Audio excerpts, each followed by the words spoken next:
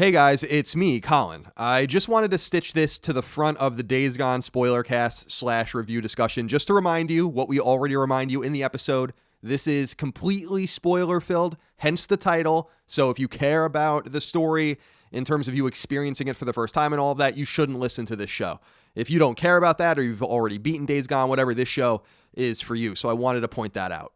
I also wanted to reiterate that we're able to do extra episodes like this because of your support on Patreon, so thank you so much for that. Remember, you can support the show, get every show ad-free and 3 days early by going to patreon.com/ColinsLastStand. You guys already know that. That's also the way you submit questions, comments, concerns, thoughts, and ideas to the show. Additionally, we now have merch ready. If you go to tinyurl.com/sacredshirts, that's tinyurl.com/sacredshirts, it'll bring you right to the storefront for our Made in America merch. It's all t-shirts right now. They're print on demand, so you can pick out the colors you want and the logos you want.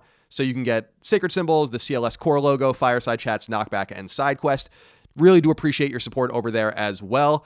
And remember, I'm giving away the logos in very high-res form, the same form that the printers have, for free. So you can make your own shirts, your own merch, your own stickers, whatever, if you'd like. So you can do that as well if you can't afford the shirts or you simply choose not to buy them. I'd rather you have access to the logos so you can make a decision for yourself. So that's enough chatter. Thank you so much for your loving kindness. Enjoy this Days Gone Spoilercast, and we'll see you next time for another regular episode.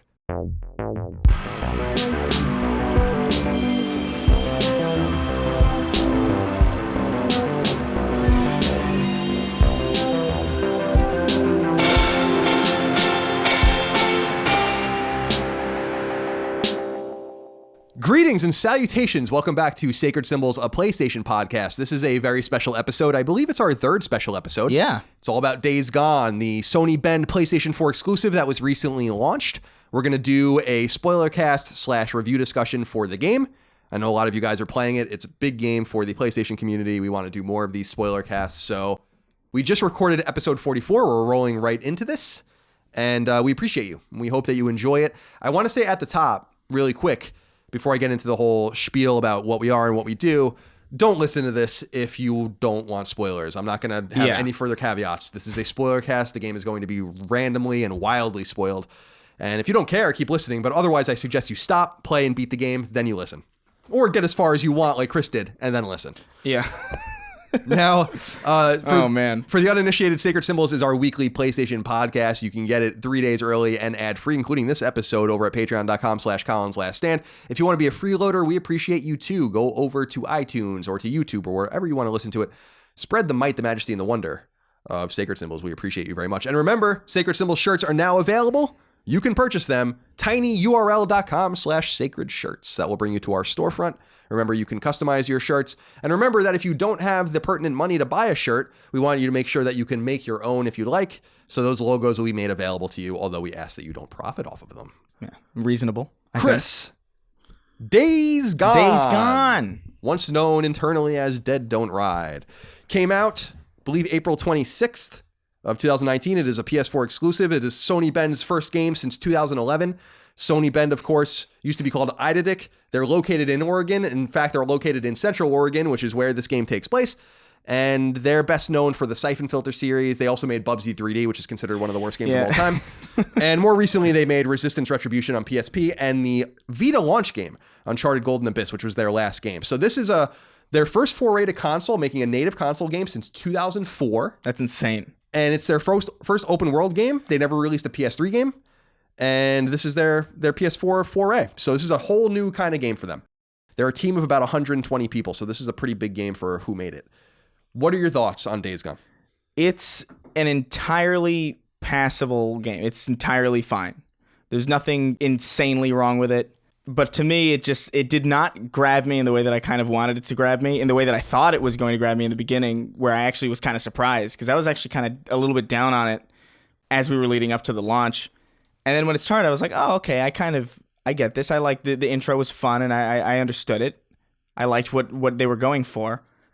And then they just kind of leaned really heavily on the narrative, which just was not at all working for me. I don't want to be too down on it, because there's a lot to like about it. I think the Oregon as a setting is really cool. I think it's really well realized. I think it's probably because they're there. Yeah, if you actually look at their studio, it's so cool. If you go follow I think his name's Jeff Ross, who was the producer of the game. My friend Eric Jensen, who's one of the designers.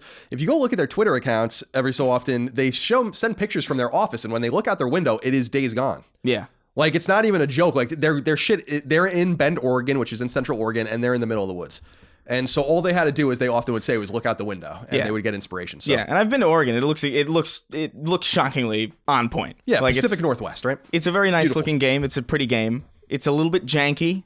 I don't know if it's as janky now. I didn't notice that big of a difference between the patches. There's a lot of patches. We should probably talk about that. Yeah, we'll get to that. I did notice massive differences between two of the patches in particular. Yeah, I don't know. I feel like it's just very fine to me. Like the combat was just kind of, it seemed like whenever it would go up, it would go down a little bit to me. It seemed like weirdly balanced in that way, where it's like every time I had like something that I really liked about it, it would just kind of come down a little bit and then it would go back up, and it was very ebb and flowy in that way. I liked the melee combat a lot. I didn't like the gunplay, for example. It's like the two pillars of your combat, just kind of wildly different in levels of satisfaction. I didn't really care that much about the characters, but I liked the idea of them actually kind of delving into biker culture, which is kind of cool, but it's not a setting that I care about. Like, if you're into Sons of Anarchy and stuff like that, I imagine this would be like really your cup of tea. Especially if you were already like into The Last of Us or like zombie stuff in general. You have this extra bit of a facet of something that you're interested in. Wild. That's awesome. How far did you get? Because we did establish at the beginning that you haven't beaten the game I did yet. not get as far. Yeah, I've played it for about 50 or 60 hours. I did beat the game. I'm still working on the platinum, but you played it for about 25 hours or so. So your perspective is 20 to 25. It's definitely different. Yeah, it's going to be a different perspective. I think I got up to a point where it was well into the O'Brien stuff. Like, I had met O'Brien, I had confronted him, I had been talking to him about going somewhere, and then I was just off. I spent most of my time just in the world, because that's where I wanted to be. I wanted to be just in the world, doing the nest thing, like clearing stuff out, scavenging, and surviving. But then I would just kind of get whisked into this story that I just, quite frankly, didn't really care about. And it was just constantly like getting on my nerves. I don't know what it is. It's interesting because my experience has been a little bit different in the sense, I think you and I both shared it. And in fact, we shared some text messages back and forth when we first started playing, because I was like, wow, I don't like this. You know, the game, I think the game starts really badly. Like, regardless of if it's technical errors or not, it has nothing to do with it. It starts with this really weird cutscene in modern day and then kind of tears you out of that and it really is indicative of what the game does poorly, which is, I actually think the characters are interesting and the story has potential. I don't think they realize it, but the game just gets in your way. And that's a major, major problem for me. It just constantly gets in your way, and it just doesn't stop. Yeah. And I find that somewhat unrelenting style a little bit annoying, because I explained in my video review, and by the way, you guys can go look at my 15-minute video review on YouTube if you'd like, but the one thing I said was that this game has moments. This game has moments that like kinetic, fast-moving action moments that reminded me a lot of you, which is why I'm surprised that you didn't like it more. And it would interrupt me. There was this one thing where I was running away from a horde. I was out of ammo. I was desperate. I was trying to survive, and then I accidentally ran into a quest marker. And so I got a quest, and then then everyone was gone. And I'm like, you know what? I understand. Maybe that's my fault. Maybe that's just the quirk of the game. But in most open world games, that quest marker wouldn't be accessible when there are enemies around you. It would let you finish your moment. Yeah, no, exactly. And so I found things like that where I'm like, you know, when I took down the first few hordes, the big hordes in the south, I was like, this is fucking awesome. That was when I was like, I actually like this game. This is fucking fun. This is fun. The closest I came to that feeling, I had come across hordes before, and I didn't feel any sense of dread when I came across them. I was just like, this looks tedious, is what I thought. It's like, this looks like a tedious problem. I don't want to deal with this. The closest I felt to like actually being like compelled and like frightened and actually like scared was I ventured into some cave. Presumably it was like super quiet, and then you get to a certain point and then you realize that it's full, and you're like, oh, whoa, it looks good. You know, the graphics are like super good and it's like really convincing and it sells it. But they all come running out, and then you just kind of walk out and get on your bike and you're fine. I don't know. It's like there's a lot of, it just feels kind of like at odds with itself a lot of the time. Like, I like the idea that, oh, you got to scavenge for gas. I really like that. I like that in any game that it's ever been in. But there's just gas stations that are just like always full. Yeah, you can literally get free gas. Yeah. And then there's still the weird thing that why is there such a focus on bikes? when there's all these cars and all these supposedly all this scrap and all these mechanics. Nobody drives a car. Like, you can't drive a car. It feels weirdly limiting to. I understand that's like the biker culture thing, and that's like kind of like honestly probably like the main thing about the game that separates it from anything else. But it always felt weird to me that like I was just stuck on this bike when it felt like the least reasonable thing to be using. What was weird to me about it, well, first of all, that is weird. I talk a lot about that, about how there are cars everywhere, and there's a little bit of exposition in the game that tries to explain some of these problems, but never adequately. There's one conversation I was having at a Nero checkpoint or something where someone was like, you know, I think it was Ricky had mentioned there's so many cars in the tunnels and there's so many cars on the highways that it's hard to use vehicles. But I'm like, that's not really true. And like, why can't you move them? Like, we move cars physically all the time in the game. So I was never, you push them. I was never satisfied with that answer. I was just, I understand it's a motorcycle gang game, but there's really only 2 bikers in the entire game. Ricky's kind of a third, which is an interesting thing. I want to share this with you in the audience and with Ben, because I'm sure someone from there is listening to this, but I had an idea for the game, like how the story could have begun. That would have been way more compelling and made way more sense. And so my whole idea was like, because like the zombie outbreak happens, Deacon gets separated from his wife, Sarah, who's like a PhD. She's like a botanist or something, or a chemist. Yeah. And so he's with his friend Boozer, who needs help. He's like injured. And so then you fast forward 2 years and all these days have gone and the world's in disrepair. But what I thought would have been really cool is if the bike gangs in the Northwest, this is like my whole story idea. I don't know why I'm going off on this, but like it's like fan fiction. There's like 10 bike gangs, whatever, in like Washington and Oregon and Northern California, whatever. And they all meet in like Central Oregon for like a summit. Right? Like something happens between them. They want to have, it's like mobsters. Like they want to have a peace or whatever. Yeah. And while they're meeting together, all the shit breaks out. All the shit happens over like a weekend. Yeah. And so like, it just so happens that all these motorcycle gangs and all these bikers are together and they're survived because they're in the mountains somewhere. And that's why there's all these bikes. And that's why biking culture makes sense in Central Oregon. And that's why they dominate. Like that's, I guess, yeah, that would be satisfactory. That's a story. All right. You guys can take that one. Take notes. Yeah. So no, but I don't know. Because I totally hear you. Like I can't get, I said in the review, I cannot get over that there's only bikes and there is one example of a car being used, but you don't drive it. Yeah. You know, so. Yeah, I just think there's a lot of... It leans very heavily on the narrative, and it leans very heavily on immersing you in this world, but I feel like it just kind of breaks the rules a lot, and it just kind of tears you out of it pretty consistently to the point where I just couldn't get into it. Like, there are these moments where, like, you'd be sent into a flashback with your wife, and you'd be, like, picking flowers, because you have to have a tutorial to learn how to pick flowers, even though I've been harvesting flowers for a while now. Right. Both in real life and in the game. Yeah. But like, I don't know, just those moments of like being ripped out of like what's going on, just to have Deacon just sit there and like stare, like actually, and then it would like transition into some walking scene where you would just walk and there would be exposition that's character building, sure, but like, I don't know, that aspect really fell flat. I really liked whenever I was in the open world, whenever I was just surviving and doing my own thing and Deacon wouldn't talk. That was when I was having the most fun. Not that he's like poorly acted or anything. I think he's actually super well acted. I just think like maybe the animation doesn't quite sell it as well as it maybe could be. I think, you know, oftentimes there's a camp that you free early on, Copeland's camp, that like delivers this propaganda over the radio. And every so often he'll be listening to this propaganda on his bike, and then whenever the propaganda thing would end, he was like, "This is Radio Free Oregon, don't believe the lies." And then Deacon will go on this rant. Like, and it was scary. It reminded me of my dad. It was like really off-putting. Like I didn't like screaming in the car to no one. And it's like there's something like I appreciate that level of like I've experienced this before. Like I understand that people do this, but it's a little weird to experience it happening to a character that you're supposed to be playing as. Sure. Especially in a world where like I'm thinking, should I be screaming? Should I be screaming this loudly? Should I be riding a motorcycle that sounds like you can hear from 3 miles away? I thought they were going to be... I thought the freakers... I hate it. I hate that. I like calling them the freaks more, which I think freaks, is a freak great is name. better. Yeah. But freaker is just the worst. Yeah.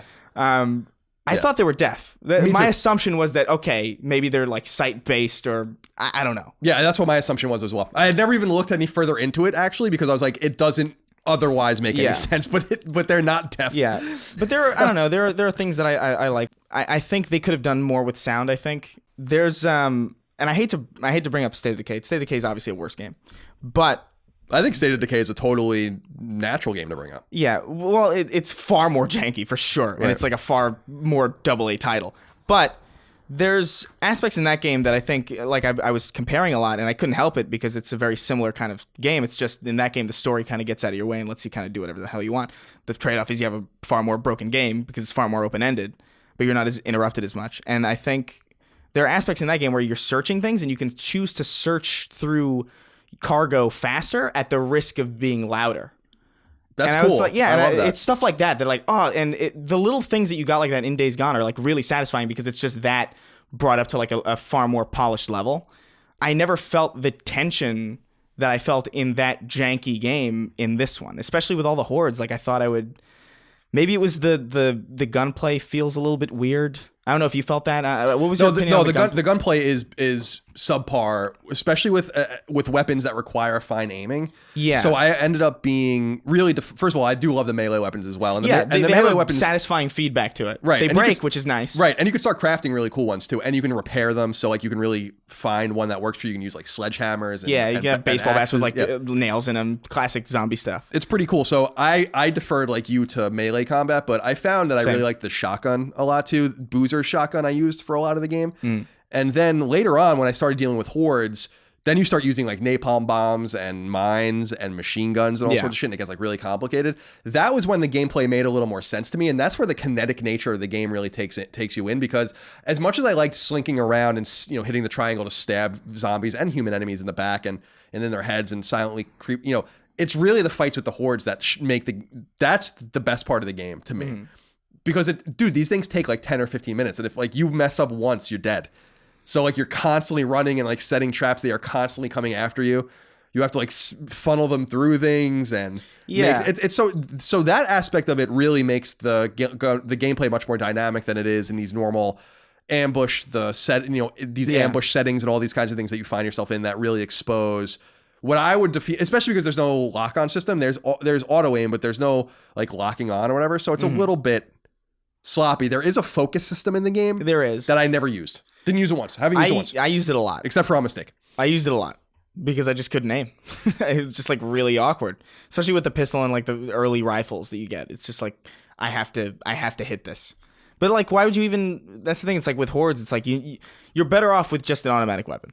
Like there's no reason to have a rifle. It's entirely useless.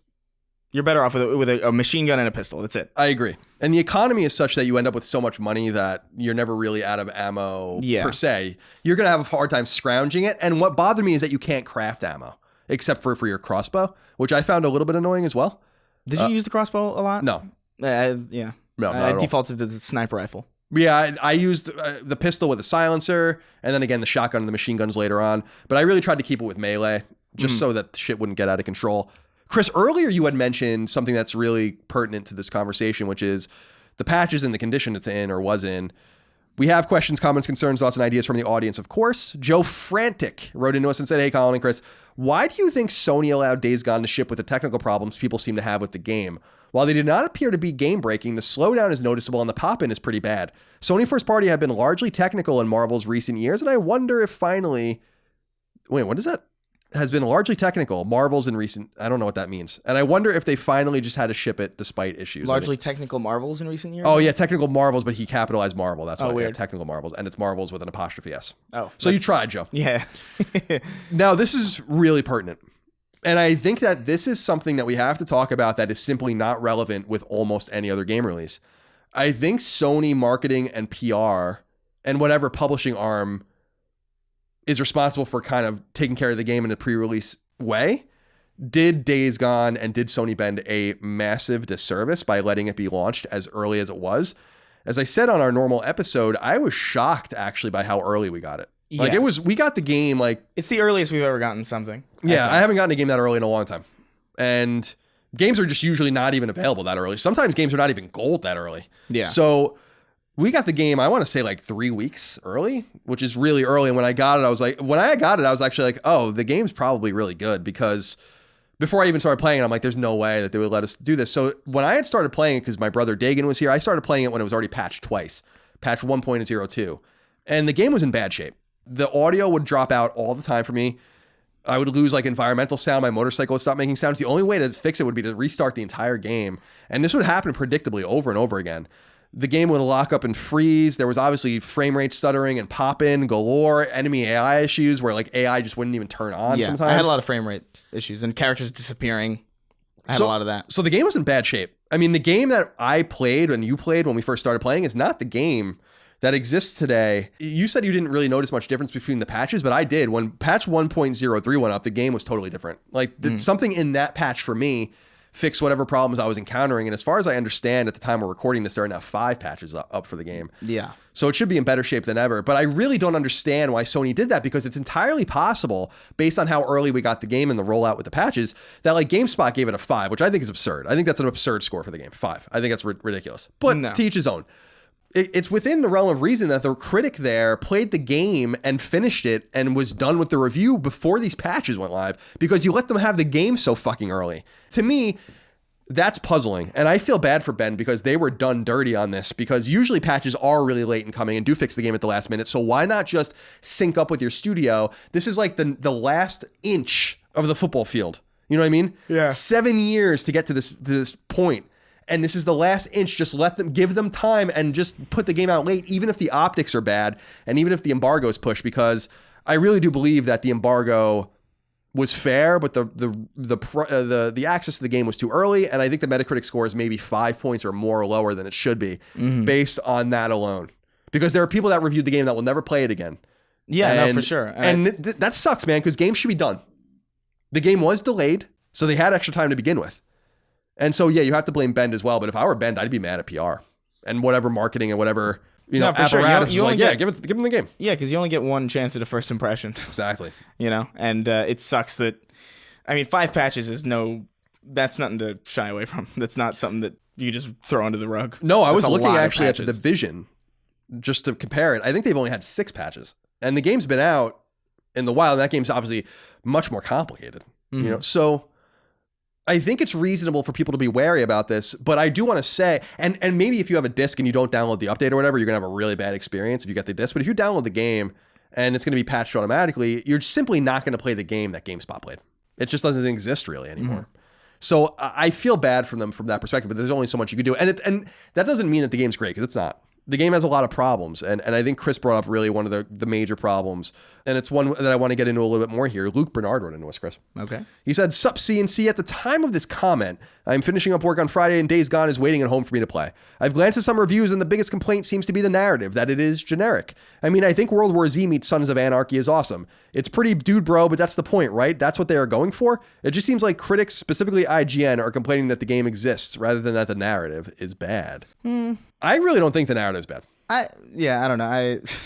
That's my view on it. Yeah, no, of course. But, so what are your problems? But I just think it's not the dude bro aspect of it. I actually don't mind that at all. I think the issue is just, I think your interest in biker culture is going to impact your enjoyment of this game a lot. I don't care at all. I'm not invested at all. I couldn't tell you a Harley from a whatever the hell. I don't even know what else to compare it to because I'm so disassociated with it. The characters just didn't work for me, and that's really it really is a preference deal. I would never say that this is like an objective thing, that the narrative is bad, but to me it just did not, especially when I compare it to and that's I think the problem is that it's obviously going to be compared to every other Sony first party game, which are exceptional for the most part. I can't think of a single one that's had a narrative that's short of fantastic. Even Detroit, which I didn't even fully finish because I just didn't have time. I remember being enthralled by that. Spider-Man, God of War, all these other insane things to be compared to, in fairness. But I can't help but do that. I can't help but compare Joel to Deacon. I can't help but compare Kratos to Deacon as far as a character goes. And I just don't think it meets those standards. Maybe I had too high expectations. I don't know. But the narrative to me just feels like I've seen it. I've either seen it before, or if I haven't, it wasn't interesting enough to really pull me in. The whole plot revolves around Deacon trying to find his dead wife, who's obviously not dead. So I don't know. It was pretty obvious Yeah. She doesn't die off. She dies off screen. So like I don't know. Like it just seemed like I'd seen it before. Even the way that it opens is shockingly reminiscent of The Last of Us, even though it's got like different, obviously. It is components. just like The Last of Us, and like you're seeing current day burning, like getting out. Yeah, and I don't know. I think the game actually is like fun, and I like what is there when you're just having fun in the world is fun. I just think I don't think every complaint about the narrative boils down to, oh, it's too dude bro. I just think it just doesn't work for a lot of people. Yeah. I saw a lot of people complaining about like the wedding scene where he's like the wife or she says was it I hope you Ride me or something. Ride me more than you ride your bike or something like that, which is actually like I don't know if people know this. I've never really talked about this really, but I did a wedding video for a biker couple a long ass time ago, and that is a line that I heard at that wedding, and I had seen it I guess in like some clip in Sons of Anarchy, so it's something that I'd been aware that was a part of biker culture, right? And there were a lot of people like making fun of that line. It's like it's misogynistic or whatever the hell they were going on about. But I appreciated the fact that it was that faithful to biker culture. I think that's cool. I think it's really neat because you don't have a lot of games about bikers. No, really at all. We had to briefly stop recording because I have the hiccups. I think I still have them. Yep, there they are. So we'll see. We'll do the best we can. But I wanted to get into, since we were talking about the cutscenes and kind of the game's narrative, Chris, I wanted to refer to Michael Lepper, who said, "Hey, Colin and Chris, I'm only 5 hours into Days Gone, and I'm enjoying my time with the game so far. One design choice that I feel is odd early on is the sudden switching from gameplay to cutscene and back to gameplay. The game looks really good and cutscenes feel indistinguishable from gameplay, so why does the game constantly force cutscenes when the same scene could have been told through gameplay? Have you guys noticed this as well, at least early on? Keep up the great content." Chris, this is something you had mentioned before, and I mentioned this too. This is a really strange one. Yeah, it is really weird. Because you use the word jarring, which I think is a great word to use, how the game simply can't get out of its way, not only in terms of player interaction with the world, but even in the way it presents itself. Sometimes a cutscene pops in very suddenly with nothing, right? Yeah. Sometimes there's just a black screen. Sometimes that little ring is in the corner, you know, kind of trying to get you through. And that reminds me a lot of Uncharted. So I didn't really like that touch, actually, because there's a ring in Uncharted in the corner that like kind of rotates as well. Yeah, for sure. I thought that was very weird. But otherwise, like sometimes you're like 20 seconds and waiting. Sometimes there are moments where there's a cutscene, you drive for 10 seconds and then it's just another cutscene. It's another cutscene. It is really weird. It's just there's a lot of awkward pacing in the way the narrative's delivered in that specific avenue. It's there a lot of times that I noticed there will be a cutscene that will fade to black and then fade back in, and it looks like the same place. Or it looks like nothing has happened. I think a lot of that was trying to change the time of day to make cutscenes make sense, which is another problem I have. That's not exclusive to this open world game, but open world games do that. I hate that. Yeah. It's like, just take it off the map. I know that that's annoying too, being like, you have to visit this between 9 p.m. It's like Stardew Valley. Like, you have to visit this on Wednesdays between 9 p.m. and 6 a.m. I understand that that's annoying, but it makes a lot more sense than me going to a marker and then the day just elapses because I got there too early. Yeah. I think you have to inconvenience the player one way or the other, right? And I think it's better to be inconvenienced in a way that's coherent with the story. Yeah, because otherwise it's just like it's really jarring, and again, it just like it makes it really hard to.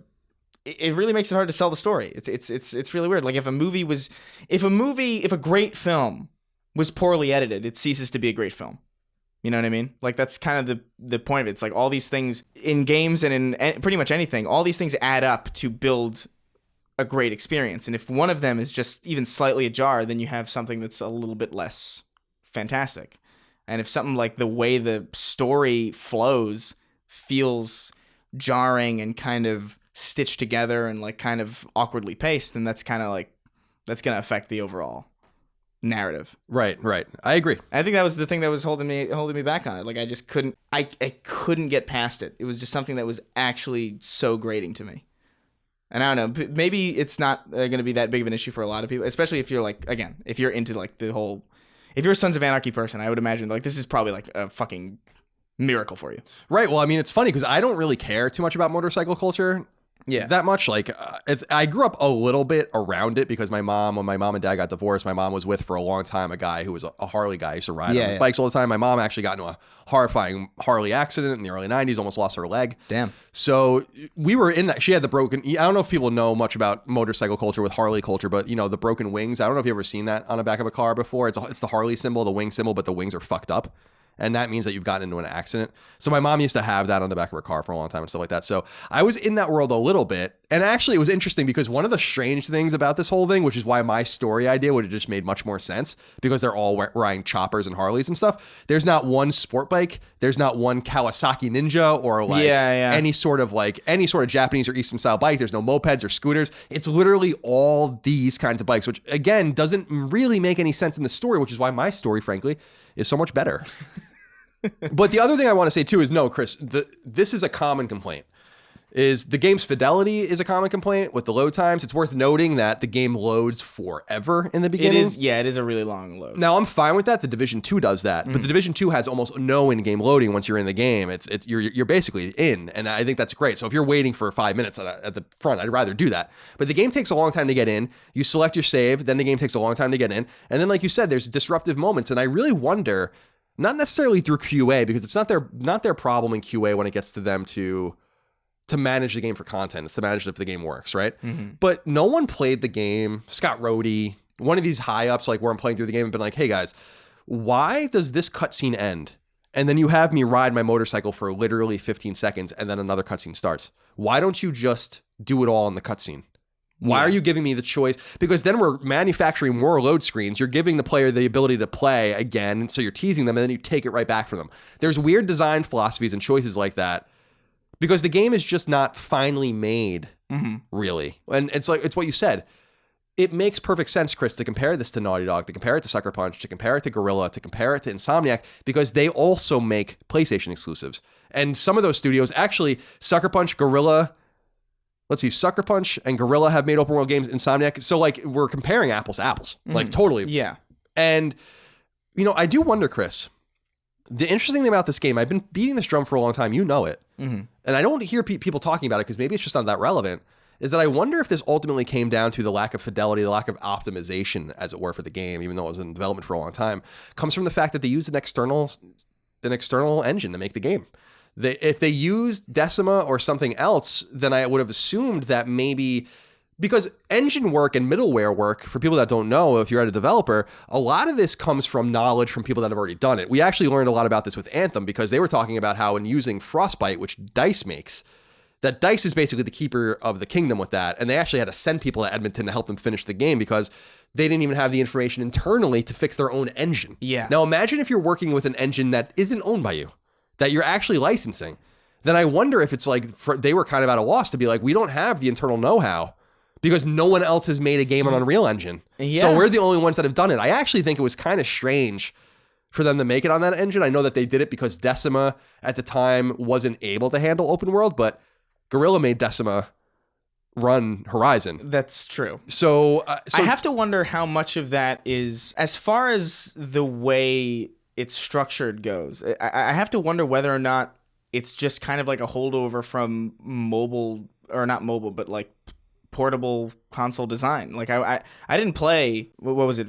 They did Resistance Retribution and Uncharted. Yeah, I didn't, but I vaguely remember playing a lot of games on PSP and portable platforms that I recall the stories or like specifically the way the narrative would be delivered to you. Very kind of disjointed, but it was kind of okay because it was just like, it's a portable game. I remember one of the Spider-Man games on PSP was like just constant cuts and it's like, what is happening?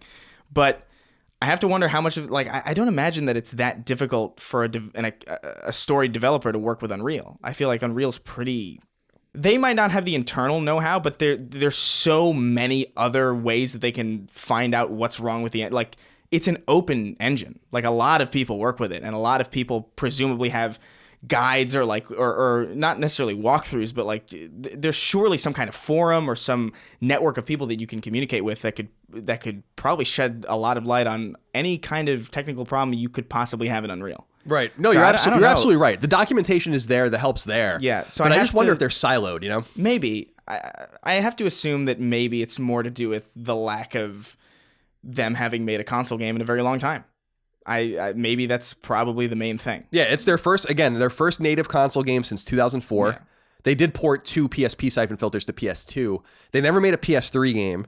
And so this is their first PS4 game and their first open world game. Yeah. This is a big thing for them to bite off. And as I said, at 120 or so strong, it's a small team for an open world game. Oh, for sure, yeah. So it's about half as big as a team that would make a Far Cry game, for instance. I want to stress that it's not bad. It's not bad. It's not a bad video game. It's not it's not a 5. No, it's wild. No. I think that I didn't read the text of the review there, but I just looked at first of all, I didn't want to find any other. I didn't read any opinions. I just looked at the Metacritic. Yeah, and I was just like, that seems. I don't know that it should be out of the 70s necessarily, but a 72 seems really low to me, and it seems like it was really damaged. I don't typically give numbers, but I would put it around if I had to. I'd put it at this is like a 7.5 that doesn't quite jive with me. That's where I'd probably put it. Maybe an 8 after the patch. I'm not sure because I didn't notice that much. I didn't notice too tremendous a difference after the patch. The main problems that I suffered were just like all these weird, there were more just to do with the animation. Like I remember I hit a sign on my bike and my bike flew away. Yeah, there's some funny physics. It's shit hilarious, yeah. And that was some of the best. Honestly, I had a lot of fun with it because I kind of like jank in some ways. But yeah, I don't know. I feel like the people who are like, "Oh, this is the worst thing." It's like no, it's definitely not what you'd expect. It's not what I've come to expect of Sony first party. No, I think that that's a completely fair assessment in light of Spider-Man, which I thought was an extraordinarily good game. God of War obviously was a great game. I love Detroit. But again, when you look at just the like-minded games, the Horizons, the Infamouses, these are better games. And the thing I was telling Erin actually was I was like, Infamous plays better. And Horizon has a more interesting world and story. And, these different open worlds kind of grab these things. And unfortunately, Days Gone just doesn't really have anything on any of these other games, which is disappointing. And so from that perspective, if you're only going to play a few games a year or you're only invested in the finest PlayStation exclusives or whatever, then I assume you're going to skip Days Gone. And I wouldn't really blame you because I would in no way call it a great game. I think it has great moments and I think it has a potential to do something. The problem with me, Chris, and I know you didn't beat it, so you didn't get too far, or you saw some of it, was the intrigue surrounding the virus and the government and Nero, which is Nero is basically this government force. They're kind of like FEMA in the real world. Yeah, actually, basically. But they're like militarized in some way. We don't... it might be in like some of the collectibles and stuff. I haven't really delved too deeply, but we don't really know much about them, and we do understand how the virus began at the end of the game, and I know you didn't see that either, but like basically the experiments going on at the compound that Sarah worked at were actually being used to make this virus, and when all these people went to a symposium, basically they were infected and they didn't realize it. So that's basically how the virus gets out. But the government's involvement seems somewhat arbitrary, actually, in the narrative of the game. And the one thing that bothered me, Chris, about the interactions with Nero, we meet a character who you mentioned earlier, O'Brien, who's fine. He's an interesting character, actually, but you can't fight them. And even if you try, you just automatically fail. And that really bothered me because I'm like, why not? If I'm at a Nero cop, there's the choppers basically land.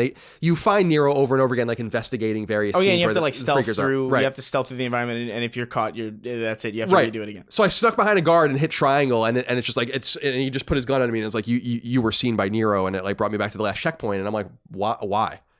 This is one of those at odds with an open world game. Is the problem with it? Yeah. It's like why can't I kill these motherfuckers? I think that's a pretty big thing too. It's like it's an open world game. It doesn't feel quite as open ended for whatever reason. The way things are structured, it feels very weirdly linear. Like you can obviously go wherever you want, but the way you deal with situations doesn't feel quite as exploratory as I probably would have liked. The map is also, I think, small. I don't know that for sure because you're on a bike that's fast. It's hard to how people say like this map is 7 miles long in the game and stuff. I'm not sure. You need tools to figure that. I don't know how to do that. Yeah. But lay a ruler on the map does seem small, and the fast travel system is so expeditious and so useful in the game from my perspective, even though you need gas and a repaired bike, which is a little annoying to do, that like I was barely driving around by the middle of the game. Like it was very rare for me to be driving anywhere. That wasn't necessarily a bad thing, but it called to me the fact that maybe the map is too tight, but it felt big enough. Like it's funny because I'm playing it in the post game now. I'm like still trying to find some things and some things that I need to do. And there are portions of the map because there's basically like this fog of war over the map when you don't go to portions of it. And I'm like, oh, I didn't even go to this. Like in the entire story and all the side quests, I didn't go to this place. So there's more to see still, but the world does seem a little bit a little bit limited to me, although very geodiverse, just like Central Oregon. Yeah, no, it looks fantastic. Yeah. Visually speaking. Yeah, absolutely. It's a great looking. I don't think it's a bad looking game at all. I don't either. And I will say that improved too because with the patches, because I thought it looked a little worse for wear in the beginning and it looks a little better now to me. In the beginning, I noticed a lot of frame rate issues, but I think that was pretty much handled. David Thomas wrote into us, not the guy from Wendy's. Oh, he's dead. That's Dave Thomas. David Thomas wrote in and said, "Hello, boys. Multiple reviews of the game have criticized the survival aspects of the game, such as the bike repair mechanics and scarcity of resources. Is this an example of sacrificing fun for realism? Why give us a sweet motorbike and then punish us for running over freakers and doing sick jumps by having to repair the bike all the time?" I'm curious how you feel about this. You said you liked the gas thing. That's one component of it. I liked maintaining the bike. I liked that. I did too. I didn't mind. In fact, I felt it was a little easy. There's so much gas and there's so much scrap. I never really had an issue. There was one point in like the early game where I like maybe was a bit far away from a gas tank, and it was just like, I gotta walk and get the gas tank. But I don't know. I like that aspect of it. I think it's intended to give you this kind of feeling of like you're building a relationship with your bike. I didn't feel that at all, and that's kind of why I liked it. I had no qualms about running that thing in every which way because I knew that, I'm walking distance from any gas station or any fuel tank or any scraps that I would need to fix it. So like I actually didn't give a damn about my bike at all. It's funny you say that because I feel totally different than you because I was thinking about Red Dead too. Oh, really? And how like I wanted, schmuck face for my horses. I had 5 schmuck faces, right? And my horse, you could revive horses, but to a certain extent, eventually the horse, as far as I understand, is dead, right, in the game. And so I would like try to jump schmuck face the third over a train, he'd die, and I like put all this time into him, and he's dead, he's gone. And I liked Days Gone because like no matter what I did to my bike, I always could just get it back. And so I felt like my bike was kind of a character, and because of the way that doing tasks for camps in the game raises your trust with them, and then they unlock things in the shops, which is really cool. I was really frustrated with my bike at first because I'm like, it's slow. It can carry no fucking gas. But now like I can go. Carry like an absurd amount of gas. My bike takes all sorts of damage. It's incredibly fast. So like I felt quite engaged with the act of nurturing that bike. That's interesting. Yeah, because that's interesting that you bring up Red Dead because I had the exact opposite feeling with Red Dead. I was like, I remember thinking, oh, this horse can die. I'm very invested in this because I don't want it to die. Whereas the bike, because I know that it's permanent, I felt like, why care? If it's permanent, why do I care? If I'm going to die and it's going to spawn with me, why care? That's a fair point. So that's interesting. That's a fair point. I don't think either of our points are invalid. Oh, no. But like it's kind of interesting that we had this very different kind of relationship with this bike. It's interesting though too that I mean this is just me being a fucking idiot I guess or just not knowing or the game maybe not adequately explaining it, but I ran out of gas and I didn't have scrap to repair my bike. This was early in the game, so I thought I had to drag it with me all the way. Like you could stand on top of it and just walk it. Yeah. And I did this for like 20 minutes to get it to like a compound. And then later on in the game, I realized you could just pay a mechanic to get your bike back for you. So you could just abandon it and then go to a town and just pay them 50 cents or whatever, or 50 credits. Oh, really? Yeah. Oh, I didn't know that. And I realized that because in a freak accident I had, no pun intended. Oh, good one. My bike got wedged underneath like an 18-wheeler and I couldn't get it. Like, and the game was telling me like your bike, it said something like your bike is inaccessible or something like that. Damn. And I was like, fuck. And so I assumed that there was no way that it was gonna be permanent. So that's when I went back to a town and realized, oh, dude, you just respawn your bike, which is pretty convenient. I want to ask you about this. We had an interesting question from Alex. Sure. Who wrote in and said, "Hey, Colin and Chris. First off, I just wanted to say that personally, I don't see where all these negative reviews are coming from. I'm only a couple hours in so far, and it's a pretty enjoyable ride." Not a pun. Good. However, there is one thing that I don't like at all, and that is the absolutely terrible UI. That stupid-ass health and stamina bar and ammo meter look like stock Unity assets, or I guess Unreal Engine in this case. The weapon wheel is clunky and unintuitive, and let's not forget the minimap that shows you literally nothing useful. Colin, I guess this just goes to show you what you were saying about developers not getting the small things right in their games. Thank you, boys, and as always, make Tuesdays great again. What did you think of the UI? I actually didn't have a problem with it. I thought it was somewhat readable to me. I didn't mind the HUD or anything, or like the radial wheel. The radial wheel got annoying once it got once it got into like that second layer. You know what I mean?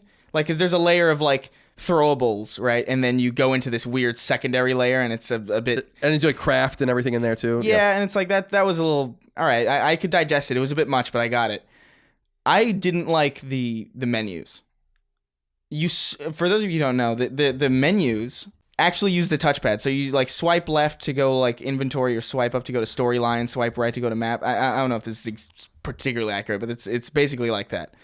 And I remember just thinking, wow, there's a lot of animation that I don't need to be seeing right now. I just want to see the map. I don't need to be like whisked away on a magical ride to the map. You know what I mean?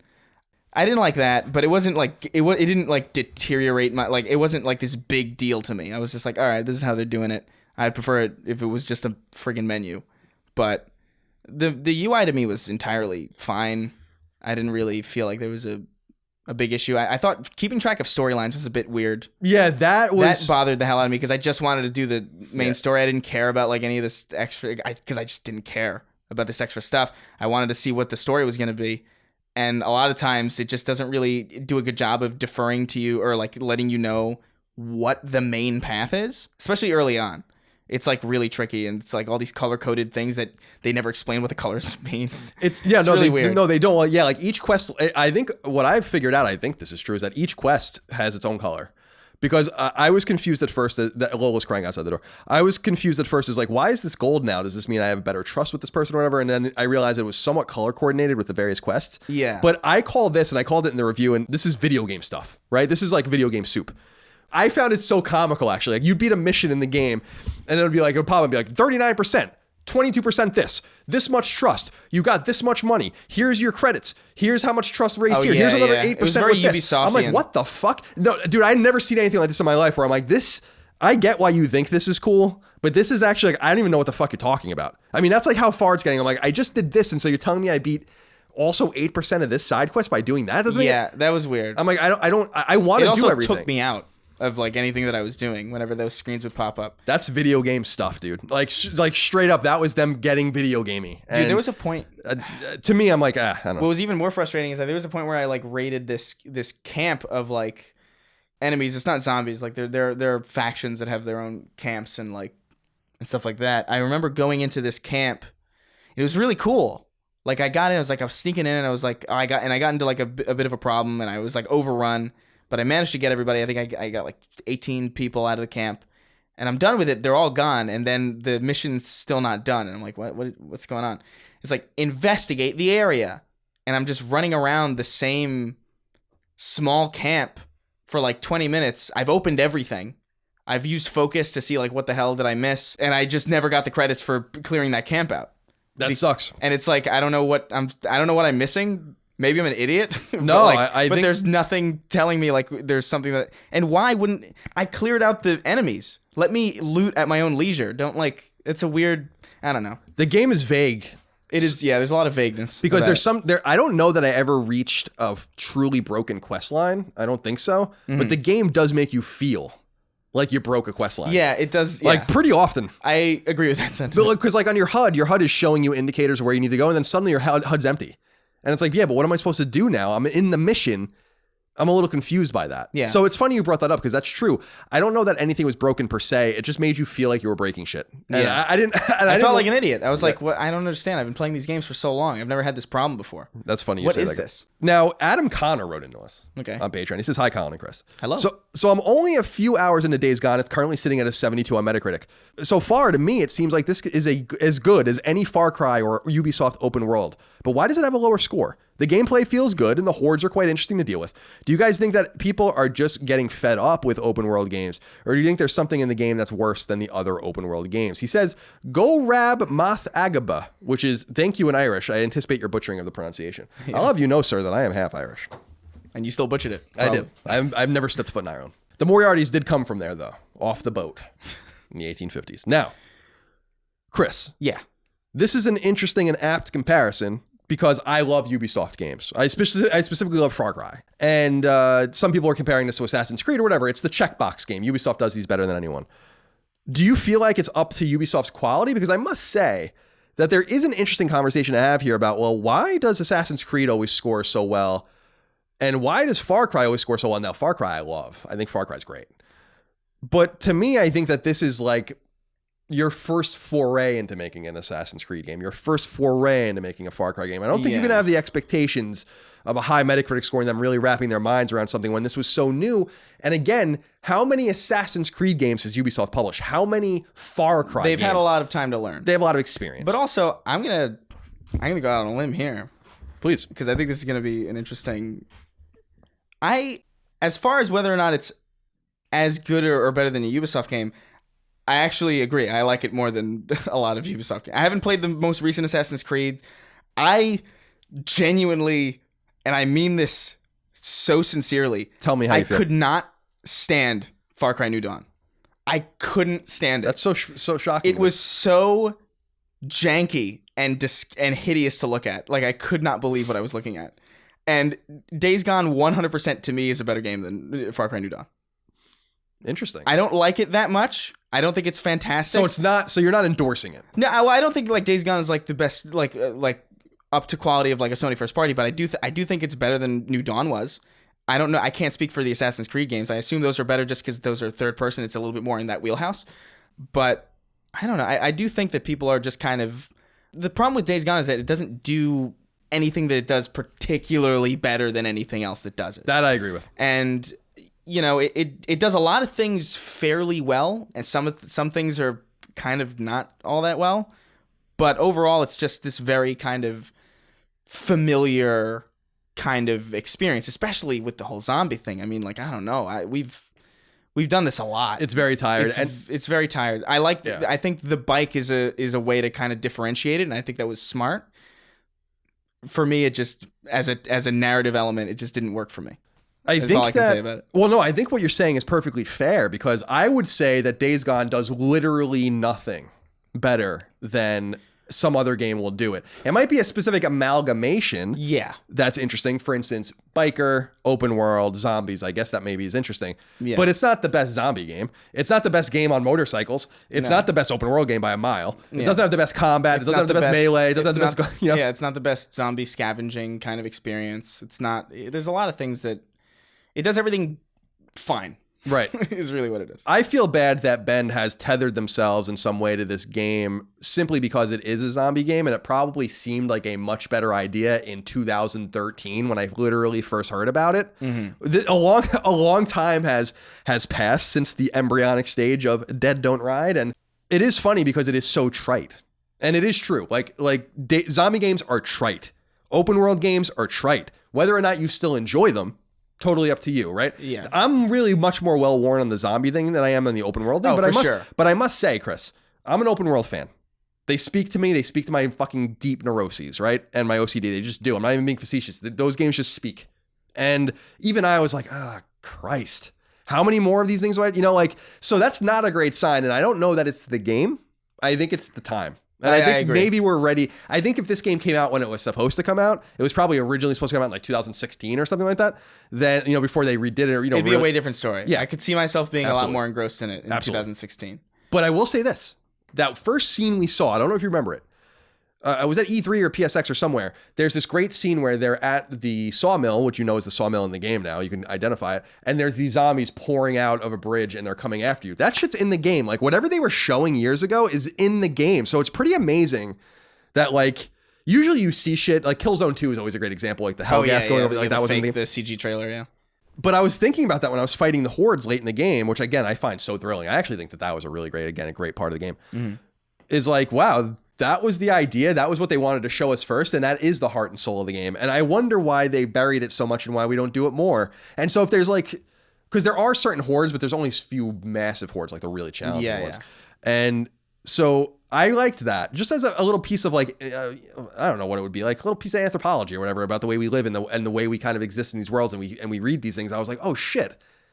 I remember this, and I don't watch trailers. I don't ingest that kind of stuff. So I do appreciate them staying true to whatever it is they were trying to do. Oh, for sure. And I think that's probably the strongest part of the game. Whenever you're whenever you're in the open world dealing with that. Right. The problem is those early trailers don't indicate that you're going to be looking for your wife or Sarah. I don't know, man.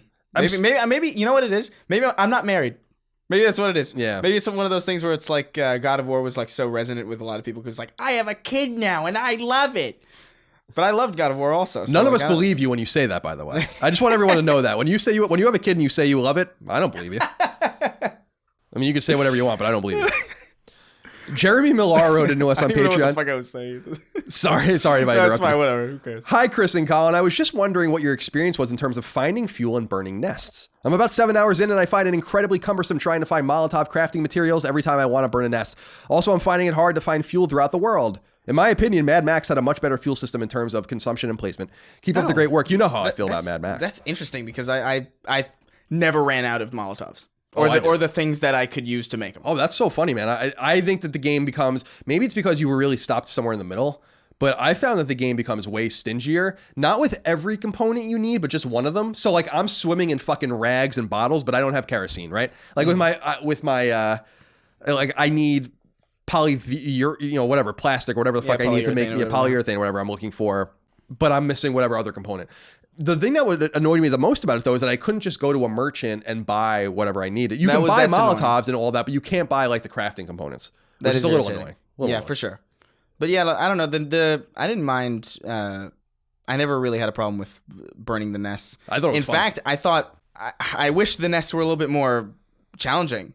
Like there's something about the nests that like they seem imposing when you look at them on the map because it's this big red splotch and you're like, oh, what's that? And you go there and it's just a bunch of twigs and like 4 zombies. I found it sufficiently creepy though. Like it was, yeah, the atmosphere of it sells it, but then once you do it and you're like, oh, this felt a lot more daunting before I did it. Right. And then like every time after you do it, it's like, okay, I'm just going to break. Because you can just walk away. That's the thing about it. It's like, you don't have to then clear out what you've done. Like once you burn a nest, it's burned. Like you don't have to stick around and like take care of all the stragglers. It'd be interesting if like you had to make sure that they were all dead. Otherwise they would reclaim the nest. That would be interesting. Did you get to the point with the zombie ravens? The zombie ravens? Yeah, where you have to clear their nests. I didn't see the zombie ravens. So there's a whole thing in the southern continent or the southern part of the territory where you, instead of clearing out hordes of like these humanoid enemies, because the virus spreads throughout animals. So you fight bears and like all sorts of, the bear is horrifying, by the way.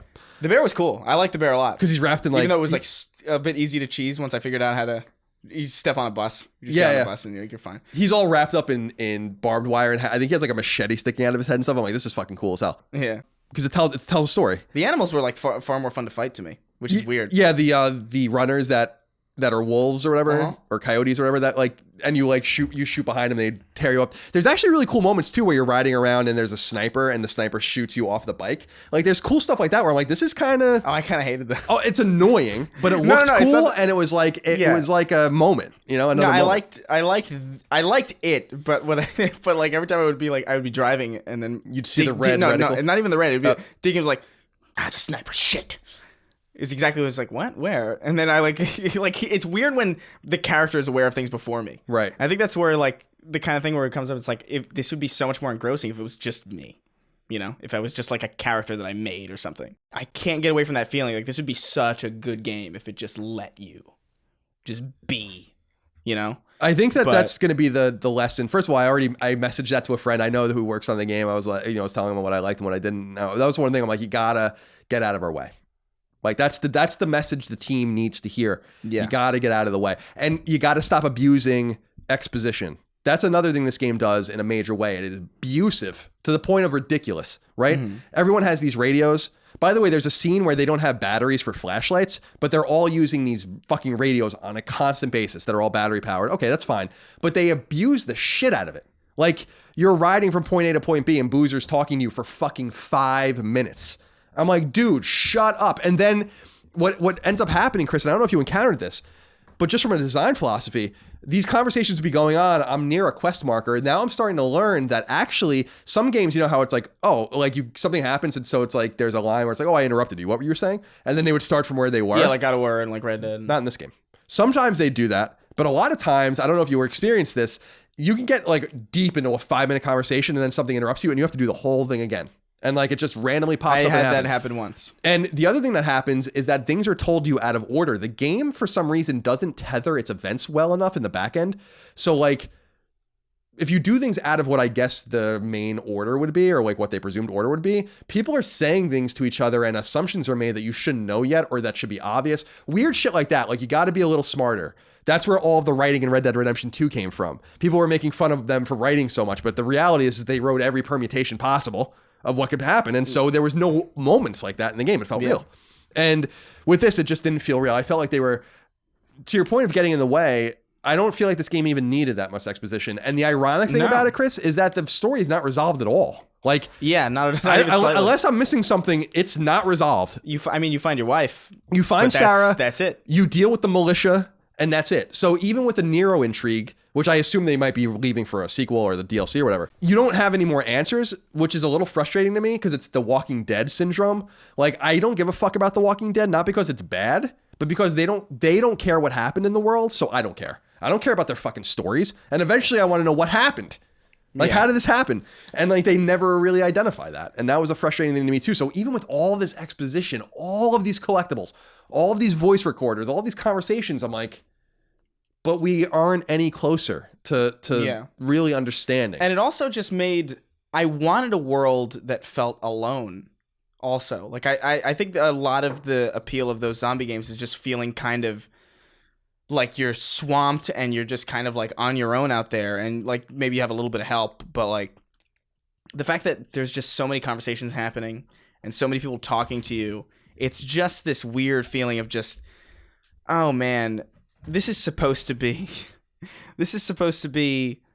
a world that you're supposed to be afraid of, but you can't actually absorb that feeling without Boozer telling you a story about like ages ago or like stuff like that. It's just like, it feels, I don't know. I would have liked to absorb the setting a little bit more without being just spoken to through a radio constantly. Sure. This infinite battery radio. Or just let the environment tell the story. Exactly. You know, and they actually do a nice job of some of that. Like, I was really at some Nero checkpoints in some houses, if you just look around, there's a story there. And it's cool, but it would have been so much more impactful if that was all you knew. Like that game Generation Zero, which again is that Avalanche game, which is really bad. The cool thing about it is that like you don't even really know what the fuck's going on. There's like nothing in the game except for you. It's almost exactly what you're looking for, except for the game's bad. So that's a problem. But it is funny you say that because like you go to a house, there's like burnout marks on the driveway, dried up blood, some bodies and weapons around, and like a disarray in the garage. Like you can kind of put together something happened here. But yeah, like you said, Boozer's just fucking talking to me for no reason. Ricky's bothering me for some reason. Iron Mike's asking me to do a job, and everyone's asking me to come. The other weird thing, did you get to the militia? Mm-hmm. Okay. So the other weird thing is that segue. Now suddenly Deacon is like a fucking corporal in a militia. Yeah. And like with all the saluting and all that was a little bit of a jarring. I know he was doing what he needed to do to survive. And I really dug the ring that one of the colonels was wearing. That's his ring. I thought that was a cool touch. Showed a tether to Sarah and all that kind of stuff. Yeah. So I thought that was kind of neat. But a bit contrived, but yeah, I thought that was, But it was just jarring. It's almost like a different game. It's so funny that there's no way they reacted to Red Dead in any way because this game was, obviously content complete before Red Dead even came out. But it kind of mimics Red Dead in the sense that there's just this kind of third of the game or so that's just way different than the first 2/3 of the game where you're just doing something else. And you're not literally playing another character or anything like that like you do in Red Dead. But well, even Red Dead 1 kind of did that. Yeah. Where you're just like, I'm in Mexico. What? So that's kind of neat. Yeah. We have a few more questions and inquiries I want to get through, Chris. Let's do it. If you don't mind. No, of course. Charles Wagner wrote into us and said, "Hey, CNC, long time, first time. I don't know how much time I've put into Days Gone. Wish there was a tracker for this. Me too. This is something that needs to be in every game. I don't know. It is like that on Steam and like on PC. I don't know why it's not. And then we're going to get that thing at the end of the year like we did last year where it's going to tell me I played Days Gone for 500 hours because I had it paused all the time. Yeah. But I just got to Lost Lake or whatever it's called. I'm enjoying the game immensely, and I'm especially drawn into Deacon's backstory. I'm having a satisfying experience overall, but the gameplay loop is starting to feel repetitive. I worry about this is going to make finishing the game feel like an exhausting chore. Was that your experience, or did you find yourself fairly engaged through to the end? Thanks and love. That's so fascinating. It's like I have the exact opposite. Yeah, so it's wild. I think we have opposite experiences here too, because I really took to the game and became more enamored with it the more I play it. And that exists to this day. Like I like it more now than I did 5 hours ago. Yeah. And so I found the experience really complete. What I like about it, Chris, is that it does a really rare thing, unless I did things out of order, but I don't think so. I think this is the way it was, is that you finish the game, you get the gold trophy for beating the game, you beat Days Gone, but then you go back in and there's still a ton of shit to do. It's not like you left it there. It's like there are quests specifically designed for after you're done. That's and cool. I think that that's kind of cool too, I like because that. you're working through, like with the militia, the colonel ends up dying. You end up working through the black guy. I forget his name, but that wouldn't have made any sense unless the end game happened first. For sure. So I thought that was kind of neat too, where usually you go back in and it's like, okay, explore the world and gather your collectibles. Yeah. But in here, it's like, actually, there's a little bit more for you to take care of, which is, neat. Yeah. Or maybe you're exhausted by the end and you don't want to do it. I'm gonna keep playing because, like, I mean, I like it the more I play, only in the sense that, like, the more I play, the more I learn how to play it. So, like, it's obviously, like, a little bit more enjoyable than it was, like, an hour or like 2 hours ago, just because I understand the game a little bit better. And I do want to finish it. I do like, because I like the gameplay loop. I want to keep being in that world, and, like, okay, I'll have to go through the story that I don't particularly drive all that well with, but at least I'll be able to do more stuff in the open world and have access to more shit to use in the open world, like traps and stuff, which is really cool. But, like, yeah, I don't know, the whole Colonel thing, it's like, it's a zombie survival open world game. I don't want to be a colonel. I don't want to be a corporal. I don't want, that's not the experience that I'm looking for. You know what I mean? Like, that's not at all what I wanted. Right. Working for the militia would have been cool as opposed to joining the militia, because groups like this presumably would pop up. Yeah. And I think that that's pretty cool. And they're doing science to try to, like, get behind everything, because it is worth noting that I make fun of Sony Ben and Sony for saying, like, the freakers are not zombies, they're freakers. And I'm like, no, they're zombies. And I say that in the review. They're fucking zombies. At the very least, they're infected. Like, right. Don't. But the cool thing is that there are explorations of the fact that, like, they are, like, there's actually a pretty neat quest where you're going to a house and you find, I think, a zombie wearing a golden necklace. Oh, yeah. Or something like that. But it's clean, as if, like, they're still living in some way, like some routine, like that's cool. Some brainstem shit's going on with them. So I understand that there's, like, more to them than that, and they're trying to, like, get behind it. But, and they talk about how the very young people have died immediately, the very old people died immediately, so they obviously explain that shit away. But there is this weird contrived thing behind the whole zombie thing, like, no matter how you explain it. And it's so funny to me in hindsight, where they just kept insisting that they're not zombies. Yeah. They're not zombies. I'm like, dude, they're fucking zombies. It's okay. I'd be happy to call them infected at the very least. Like, right. You don't have to call them zombies necessarily, but I'm happy with either of those, because those are two separate things. Zombies implies undead. Infected implies virus. This is a virus. They're infected. It's fine. That's an interesting point. And it's interesting that that's an interesting idea, that they kind of have some semblance of a normal routine. I like that idea. I would like to be left alone with that idea. That would be nice. And explore it as I want to, instead of being a colonel. Now let's look into the higher end. Let's look at this at a higher level, if you don't mind. Oh, also, just quick note. Yeah, please. I love the fact that they're infected kids. Me too. I actually really like that. Very rare. And they're terrifying. They are. They're actually called disgusting. Newts. Yeah, they move gross, and they're like, I like them. I like them a lot. How did you feel about the bounty system? I like the bounty system. Like that, like you just bring these things in and you can just sell them for trust. And I liked it. I thought it. I liked that system.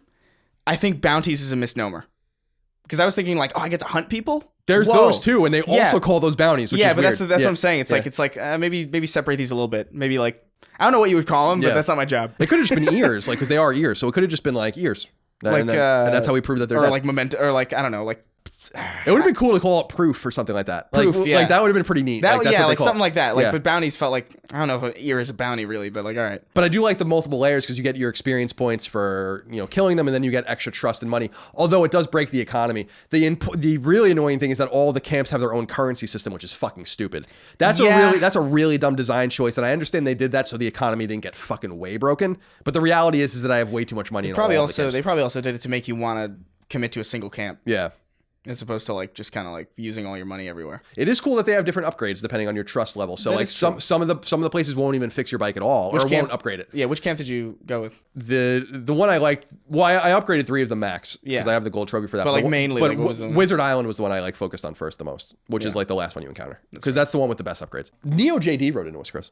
He said, judging by the review footage I've seen, it seems like Days Gone could have used another delay to iron out the bugs. I'm not too surprised with how late the review embargo was, but what did surprise me is the ramp up in marketing I've seen for the game. It's true. I saw commercials for this during the NFL draft, which is pretty big. Yeah. I saw him in a bar. I was like, what? Interesting. Weird. Why would they throw all of that attention at it when they knew that it wasn't as polished as it should have been? Was it simply costing them too much to keep the game in development? Well, now it's polished. Yeah. And it's polished enough as of its release to the general public. So there you go. That's exactly why. Let's read into it even deeper, Chris. I mean, we were talking about it in episode 44, the normal episode of Sacred Symbols this week, that Sony announced in their financials that they weren't going to increase their marketing budget, or there was no noticeable bump in marketing, right? And so that means obviously that no new consoles coming out, but it also means that they're still going to market games. And without Detroit, without Detroit, Spider-Man, and God of War, all of which had commercials on TV, and all of which were advertised heavily with fewer releases, but a similar marketing budget, you would assume Days Gone is actually going to get a higher per capita budget. Whether or not it's worth it remains to be seen. But I did see anecdotal evidence. Sony hasn't said anything yet, which is not a great sign. We're recording this on the Monday after it came out, but the game in the UK was the best-selling retail game of the year so far. So it seems like it's doing fine. Whether the critical score hurts it, yeah. I don't know. I don't know that most people care. No, most people don't. Absolutely not. They see a game on the shelf and they're like, that looks cool. John Apocalypse does ask, hey, Colin and Chris, I would like to know, how well do you think this game will sell? Do you think it will take the top spot on the NPD for April, or would that be Mortal Kombat 11? You have to remember this is only one SKU, so I think Mortal Kombat 11 will probably beat it, and I wouldn't even be surprised if something like The Division beats it. No, I would agree. It'll be in the top 3 or 4, I would assume, for the month. And remember that NPD counts digital sales now, so that's a huge... I assume it's going to sell fine. Yeah. It's not, because it's not a disaster. This isn't like, and you also have to keep in mind, Fallout 76 was a disaster, still sold ridiculous. Yeah. So like, I assume Bend is in probably pretty good shape. Let's talk about that. Yeah. Gareth Honda wrote into us. Said, hey guys, with the average review scores of Days Gone, was Sony Bend in over their head with an open world game? If they get another chance to do a AAA game, what should they do next time around? Well, first of all, were they in over their heads? Maybe. What will they do next time? A Days Gone sequel. There's absolutely no way that Sony let them invest all of this time and energy into this game to just be like, all right, what do you want to do next? Yeah, no way. There's no fucking way. So what you're going to get if Sony Bend survives, and I think they're going to, is a sequel to this game on PS5. Now, the big thing, Chris, to me is that, will they survive? I was trying to think about the optics of this.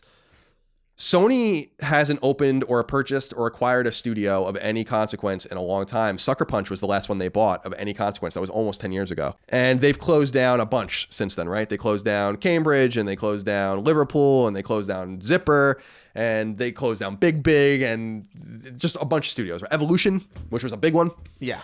So they have no patience. And I don't blame them. These things cost money, and they don't really give you a second chance, right? Like the Drive Club situation is so crazy because they made Evolution fix it and then they just fired them, right? So to me, I look at this and I'm like, I'm keeping my fingers crossed that the game does well enough where Ben gets another chance, because I think at the center of there's a beating heart in this game. I believe it. Oh, for sure. And I think they just need another chance. Now that they have the world, they know what it is. They don't have to worry about it so much. Give them 3 years to make a proper sequel to this game and flesh it out and release it on PS5 in 2022 or whatever. And so I think that is a safe assumption. Yeah, I think they're fine. I think so. If they're fine, it's for a few reasons. They're small and they're in the middle of nowhere. So in terms of costs, it's probably pretty cheap to run that studio compared to, say, Naughty Dog. For sure. But also just like the idea that, like, I don't know. I feel like they're not going to shut down a studio unless it's like Drive Club levels of like, wow, how did you mess that up? Like, This isn't a crazy disaster. It's just it's a game that's very fine, like, which is not a bad thing at all. I doubt Sony really cares all that much, especially considering they're ramping up for PS5. Right, exactly. I agree. I think this is just another game you slot in the PS5 cycle and you just leave them alone for a few years now. I'll be interested to see beyond the survival mode and all of that if we get actual proper DLC, because I would love to see a bridge game, at some point that explains the Nero aspect a little more. I'm kind of convinced that I missed something, or it's in the collectibles or whatever, but it's just not resolved satisfactorily for me. Sean wrote into us, Chris. He said, hi, boys. First time writing and a new patron here. Thank you so much for your support. Happy to support independent content. My question is in regards to the comparisons made between Days Gone and The Last of Us before the game was released. I was always skeptical as to why Sony greenlit another post-apocalyptic game, but I was happy to give this the benefit of the doubt. That's why I was completely dumbfounded when I booted up the game, only to have the intro take place at the beginning of the outbreak. This is what Chris said earlier. You get into an argument with the authorities about the injured girl you're with and the chances she's infected. Then the game cuts to the future, and the first thing you do is chase down a member of a rival group that fucked you over and knows the location of a supply stash you're after. Apparently, the best way to differentiate yourself from the game everyone is comparing you to is to open the game in the exact same way. Who thought this was a good idea? Keep making Tuesdays great again. It's an interesting point. It is very note for note in the very, very beginning. It quickly diverges, I think. It quickly separates itself from The Last of Us, I think. I agree. It does start very similarly in some ways. The fire and the suburban town. But I will say, Chris, from my perspective, that I think this game was greenlit when it looked a little different. And I don't know that Sony would have greenlit this particular zombie game if they knew how long it was going to take and what things would look like on the market today. Yeah. So I think that there's that as well. But I do know on good authority that Sony was wary a while ago. Like Resistance 4 was never greenlit at the time because I think they were afraid of some sort of conflict with the post-apocalyptic nature of that game and The Last of Us. They seem to be less worried about that with this. And The Last of Us 2 is going to come out and even be more dark and dire. But you brought up a good point that we have no problem calling these creatures zombies, but I never called the clickers zombies or the infected zombies in The Last of Us. And I think that's just because their world is frankly just a lot better. It is a Naughty Dog game. Yeah. Well, they also have like an interesting way of doing that. They feel more like monsters, really, because they look so different. They have like open. They look like flowery and they're mushroomy and shit. Yeah, because they develop that world a little bit more interesting. And these guys, the freakers in this game, just look like ghouls from Fallout. To be completely frank, they don't look that discernible from anything else that you've ever seen. I get that there's like some intrigue there as to whether or not they're conscious or not, but like that's really below the design. It's not, and also the clickers click. The freakers, do they freak? I don't know. The freaker. I don't know, like the freaker thing, like it bothers the hell out of me. It still does. I'm playing the game and it still does. I'm glad that they don't say it as much in the game as I thought they would. But like, I don't know. It's a dumb name just because, like we said earlier, I think just calling them freaks would have been an awesome name. Just to be like, they're freaks. Like they're just the freaks. We don't care what they're called. We don't have a name for them. We're just trying to survive. Yeah. They're the freaks. Yeah, I think it would make sense. I believe that you would, if you were living in that world, you would resort to freaks. I would believe that. In the same way that in The Last of Us, it's like, what would you even call that thing walking around with a flower face? Oh, it clicks. Flower face. Oh, it clicks. Yeah, right. Oh, there's clickers out there. Just coming. Like, I believe that. I don't believe anybody in their right mind would say freakers ever.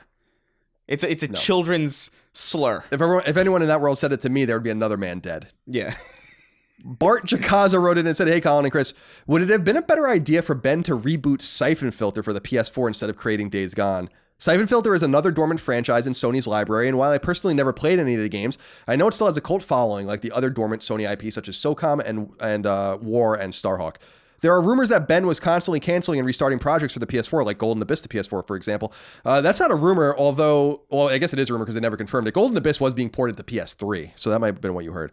With the constant comparisons between The Last of Us and Days Gone, the technical issues and lukewarm reception of Days Gone, do you think it would have been wiser to stick to a franchise that they know well and could probably execute properly? No. It also would have been a great time for an action stealth game, since the glory days of Metal Gear are behind us and people are yearning for a new Splinter Cell. I agree. I do think I love stealth games, though, and I'm sad that they're not around anymore. But also, this game was greenlit way before we even knew that Metal Gear Solid would be in the state that it's in now, before stealth games would be in the state that they're in now. So, like, there would have been no way of knowing that. Yeah, they can't react. Yeah, they can't react. But also, I don't know, like, as far as I'm aware, Ben's most recent incarnations of Syphon Filter haven't been all that well received. No, they were PSP games. So I don't know if it's all that. No, I think it's better that they did something else. Even if it's something that's a bit derivative and a bit kind of like, okay, we've seen this kind of thing before. At the very least, it's a new IP. At the very least, it's got something in the biker culture aspect of it that differentiates it from other things that have tried it. I'm happy we have a new thing. At the very least, even if it's fine right now, that means it could be great later. Right. And I'm all right with that. Yeah, I don't know that going back to Syphon Filter was the right call. Now, the people at Idedic and Ben that made those games, like John Garvin and those guys, they're still there. Like the people that founded the studio and were responsible for Syphon Filter, a lot of them are still there. And even my buddy Eric Jensen, who was the lead open world designer of the game, he worked on Syphon Filter. So they have a lot of old hats there. Yeah. My assumption is that they probably tried at some point to reboot Syphon Filter. I just don't know that there's any interest in it because it's the most niche of those games. Yeah, I don't know that it's a good idea. I do agree that like it would have been cool to have some. We don't need another open world game, and I think that Sony has too many of these games now. I think they have to pare them back. And the unfortunate thing is that we're getting sequels to all of them. So yeah. That's the other unfortunate thing. That's the sad thing. Yeah. It would have been sick. It would have been amazing to have a PS4 or PS5, whatever, exclusive stealth game. that would, oh boy, that lubricates me. Oh, I would have loved that, but I also like the fact that we've got something else here. me too. But Kendrick Lukenbach wrote into us, and this is really fascinating to me. Okay. And this wouldn't be a huge surprise to me. I have to look into this more. I don't think people have had the game long enough to figure it out. He says, "Hey, Colin and Chris, my hope for Days Gone is that it would be set in the same universe as Syphon Filter, where the Omega strain would be the infection that created the Freakers. Could Ben have worked a callback like that into Days Gone? I don't know if it's going to be as literal as that, but I guarantee you, play this game enough and let it in the wild enough, then there are Syphon Filter references in this game. There's got to be. Yeah. Because of the nature of the Syphon Filter story, like you brought up the Omega strain. And would it be in the same universe? That would be pretty fucking interesting. The weird right turn thing, as it were, would be, or left turn, I guess I should say, like they just want to do, is like, it's actually a Syphon Filter game. And, it is a Syphon Filter game. You just don't know it. And maybe in the second one, maybe you encounter some characters or some lore. Maybe there's lore in this game that kind of indicates that. That'd be pretty wild. I'm not that in depth with the Syphon Filter lore because it was like of the stealth games, those are the ones I played the least of. But that would be pretty cool. I wouldn't be surprised if there are references at the very least to Syphon Filter in Days Gone. I would assume so. Because I can't think of a developer so far that hasn't referenced their past work in their new IP or whatever the hell they're working on. Right. And unlike many references, it makes sense here. Yeah. I don't know, man. I'm kind of like, it would be really cool if that was their intent without even ever saying it, with like just a smile. I've been like, is this a Syphon Filter game? Like, is this in Syphon Filter's universe? And they'd just be like, yeah. And that's like, it doesn't really matter, but it just is. Yeah. And I think that would be pretty cool. You don't even have to, you could have come up with that like a day ago as the dev team. Right. And just be like, wouldn't it be cool if we just made this a Syphon Filter game? I'm giving you guys all sorts of ideas over there in Oregon. You guys I better be in the credits for the sequel. Let's talk with one more question about here, Chris. Jeremy Tan wrote into us. He said, "Hello there, CNC. This is my first time writing in after following CLS since its very beginning. Been following Colin's work since the Beyond days. Thank you very much. My question is regarding some of the reviews I've seen surrounding Days Gone. I understand that different sites and reviewers look at and look for different aspects and dimensions in games and write their reviews based on how well the reviewed game fits their criteria. However, because the emphasis are so different from one reviews to another, they can be quite difficult to compare. Do you think there should be a template or a consensus set of criteria that all reviewers should adhere to when critiquing them? I'm interested to hear what you guys think about this, especially given Colin's experience doing reviews for IGN. No. Yeah, I don't agree either. I understand that this is one of those games that comes out every year that throws everyone for a loop. These kinds of games, like Wolfenstein was one of them, and others where everyone's like confused about like, why is everyone having a problem? I love it. This guy hates it. The score is in the middle. I think you just got to embrace the subjective nature of reviewing and that different things are going to be relevant. There's a guy named Dan Stapleton at IGN, still works there, and he was the reviews editor, and he taught me a lot about writing reviews because my reviews would all go through him. And he always brought up to me, because at IGN, we used to write, if you guys go back and read like the San Andreas review, for instance, right? It's literally probably 5,000 words. I'm not even kidding. It's huge. And by the time I started writing reviews, we pared them down to like 1,000 words, right? And I would always try to wedge everything in. I'd be like, I didn't talk about the sound. I didn't mention one thing about the sound in this review. And he would say something that was really poignant, which was like, if it wasn't relevant for you when you were writing it, then it's not relevant or germane to the review. So don't worry about it. The review is the job of the review is not to tell you everything. It's to tell you the things that stand out or are most relevant to your experience. Yeah. And you can't fit everyone into a bucket and be like, everyone's got to talk about sound. Like it just didn't come up. So it can't be that important, you know? I think what's most relevant is you as a listener or you as a consumer. I think it's important for you to find somebody whose voice I think is most similar to yours, because then you can have like this kind of like relationship where it's like, okay, you know my taste, for example. You know that I'm an FPS guy. You know that I'm like not really that heavily into narrative. If things are like particularly like narratively heavy, it's not going to grab me unless it's exceptional. You know that about me personally. So if you feel the same way or if you disagree, my opinion of that game is still valid to you because you can filter it through that lens. You can be like, okay, maybe this didn't work for me, but I like narrative heavy games. You know, I don't mind story heavy games that rip me out of the gameplay to deliver something to me. And that's good for you because you can be like, okay, well, I've listened to his opinion, but I also know where my preferences lie. Having a relationship, even if it's like a one-way relationship with a reviewer or somebody in the media like that, I think is a good thing. I think I have a couple people that I know have very similar tastes to me, And every now and then, if I'm not going to play a game, I check out to see what they have to say. And typically, when I play the game, it is really close to it. And I think, I don't know. I think you just got to find those voices that speak to you personally. I think you're absolutely right. I think that's all it is. I think we have these same circular conversations about criticism and reviews, and I find them quite tiresome simply because, not because people bring them up. I'm glad that people are asking the questions, but we just have to accept the nature of criticism. It is always going to be subjective. The second that it is objective, it's not criticism anymore. You can't criticize art from an objective standpoint. I just don't know how that's possible. I see a black canvas, right, with just black paint on it and a white circle, and I'm like, this is fucking garbage. And I would say that every time. But there are people out there that find value in it, and even though I find that value completely dubious, it's who am I to say that they're wrong? I have a problem with this whole need to fit your own opinions through the lens or mirror or be mirrored by your favorite critics or whatever. I think you guys got to embrace the fact that it's cool sometimes to like things that are bad or that are considered mediocre or whatever, and you're going to, and that's fine. And sometimes you know, I know people that hate The Last of Us. I think that's nuts. I think that's nuts. That's wild. I never hated it. And so I don't know that that's an invalid point of view though. Yeah. So. Yeah. I think there's a certain lens of objectivity to it. Obviously, like you can tell whether or not a game objectively runs well. Sure. And that's relevant to the frame discussion. rate's objective. Frame rate is objective. Resolution is objective. But beyond that, I don't know. I can't say that Days Gone's narrative is objectively bad. All I can say is it didn't work for me. It works for a lot of people. A lot of people seem to be liking it, and that's awesome. And that's really all I can say about the narrative. It's all entirely based on opinion. Even gameplay. For as objective as we might feel about like, oh, the shooting mechanics feel like crap, Maybe a lot of people feel that way, but some people probably like, oh, I really jive with it. I really like it. I think it works super well. I remember feeling that way about Bioshock Infinite. I remember when Bioshock Infinite came out, it's like, oh, the combat sucks. And it's like, what? I love it. I loved the combat in Bioshock Infinite so much. Like way more than I probably should because nobody else ever talked about it the same way I did.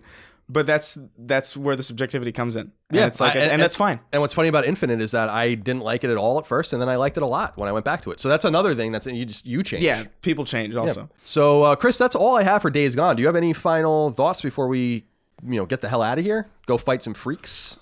Yeah, I don't know. I think we had a pretty substantive talk through. I think so too. Should people buy it? What do you think? I think that this is a game that PS4 fans, like PlayStation fans, are going to want to play. Yeah. I think you're going to want to have an opinion on it one way or the other. I think for more agnostic gamers, for people that only buy a few games a year, for people that are not, I don't think this game's for you. But if you're a PlayStation exclusive guy, if you are an open world fan, if you're a zombie fan, bikers, there's a lot of different cross sections. There's a lot of things to like about it if you're especially in a cross section of those audiences. I really like the survival aspects. I wish I just had more time with them and I wasn't ripped out of them. But there's value. There's a lot of value in there. Just that aspect I think is worth playing. Maybe at a cheaper price. Maybe maybe at the next PSN sale or maybe at $40. Yeah. At $40 I would I recommend it at $60, but $40 it seems like Chris would recommend it. So maybe you wait for a sale. I think you're going to find out how this game does in the next week, and then you'll be able to gauge if the game's going to go on sale anytime soon. For sure. But this is definitely going to be a game that has like a wide array of opinions. I agree. Because it's just so bizarre. Well, Days Gone's available right now for PlayStation 4 from our friends at Sony Bend. We did get the games for free from Sony, so we do appreciate that. Yeah. And I hope it does well, honestly. I do too. Because I would love to see this fleshed out, like properly. Me too. I'm pulling for them. I think that they have a lot of spirit up there. I think that they worked really hard on this game, and we'll see how the audience takes to it. And I think you're right. You said it earlier. You think they're fine. I think they're probably fine too. But I think that has a lot to do with just expectations and probably the relative cheapness of keeping that studio open. So we're wishing them the best. For those listening at Bend or Sony to this, which I know you are, thank you so much for the game. Congratulations to you. And we'll look forward to what you guys do next. I'm sure you're going to take a long vacation first. Yeah. So remember, you can listen to our normal episodes. Episode 44 went up earlier this week. Episode 45 is right around the corner. You can support us on Patreon at patreon.com/ColinsLastStand for early ad-free access to every episode of the show, the ability to submit your questions, comments, concerns, thoughts, and ideas to our show, exclusive podcasts, and more. And remember, Sacred Symbols merch, including a t-shirt, really only a t-shirt right now, available. tinyurl.com/sacred shirts.